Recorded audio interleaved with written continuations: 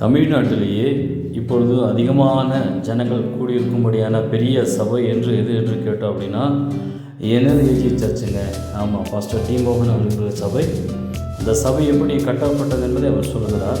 ஆரம்பத்திலே அவர்கள் ஒரு மரத்தடியிலே விசுவாசிகள் எல்லாரும் சேர்ந்து இணைந்து ஜெபிக்கும்போது தேவன் அவருடைய பேசியிருக்கிறார். அவருடனே பேசி அவர் என்ன சொல்லியிருக்கிறார் என்றால், ஜெபிப்பதை நிறுத்தி என்னை துதிக்க ஆரம்பி, உனக்கென்று இருக்கிற அந்த இடத்திற்கு அருகில் ஒரு இடம் இருக்குது, நீ அங்கே போய் விசாரித்தால் அந்த இடத்தை உனக்கென்று தருவார்கள், அந்த இடத்துல எனக்கு ஒரு ஆலயத்தை கட்டிட்டு அவர் சொல்லியிருந்தார். ஆமாம், அந்த இடத்திற்கும் அவரும் டிமோகன் ஐயா அவர்களும் சென்று அந்த நிலத்தை கொண்டு அதிலே முதலாவதாக இருந்த NLAG சர்ச்சை அங்கே என்ன பண்ணியிருக்காங்க, சபையை அங்கே கட்டியிருக்காங்க. நீங்கள் அங்கே பார்க்குற ஸ்க்ரீனில் பார்க்குற அந்த பில்டிங் தான் முதலாவது பெரிய ஆலயமாக இருந்தது.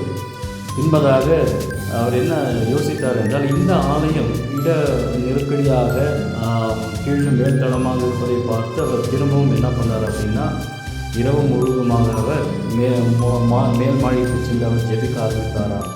அது மட்டுமல்ல, அவருடனே சபையாரும் சேர்ந்து இணைந்து இது 2001 ஆமாம், இந்த ஜெபத்தை அவர்கள் செய்கிற பொழுது தேவன் திரும்பவும் அவருடனே பேசியிருக்கிறார். என்ன பேசியிருக்கிறார் என்றால், உனக்கென்று பெரிய திட்டம் உண்டு, பெரிய ஆலயத்தை நீ கட்டு, நீ பார்க்கிற இடமெங்கும் தேவராட்சியம் ஸ்தாபிக்கப்படும், நீ உன் கண்களினாலே பார்க்கிற முன்பதாக இருக்கிற அந்த இடத்தை நீ கொண்டு அதிலே கட்ட வேண்டும் என்று அவர் சொல்லியிருக்கிறாராம்.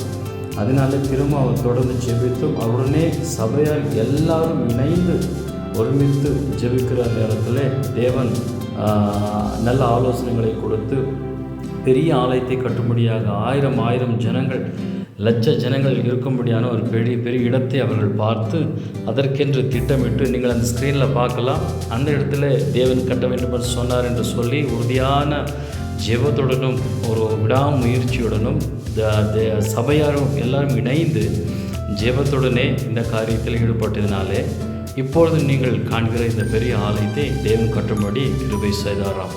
இப்பொழுது இருக்கிற இந்த ஆலயம் ஆயிரம் ஜனங்கள், ஆமாம், எத்தனை பேர் உட்காரலாம் பாருங்கள், பெரிய சர்ச்சான் தேவன் கொடுத்திருக்கிறார். இப்படிப்பட்ட தேவ சபைக்காக நாம் தேவனுக்கு நன்றி செலுத்த வேண்டும்.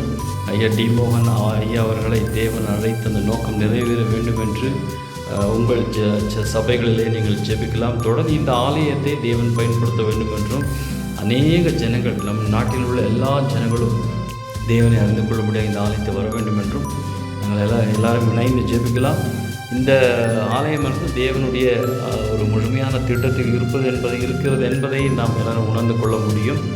ஜெபத்தின் மூலமாகவும் தேவனுடைய ஆலோசனைப்படியும் கட்டப்பட்ட இந்த ஆலயத்தை தேவன் அதிகமாக பயன்படுத்தி யோஜனைப்படுத்த வேண்டும் என்று நாம் எல்லாரும் ஜெபிக்கலாம்.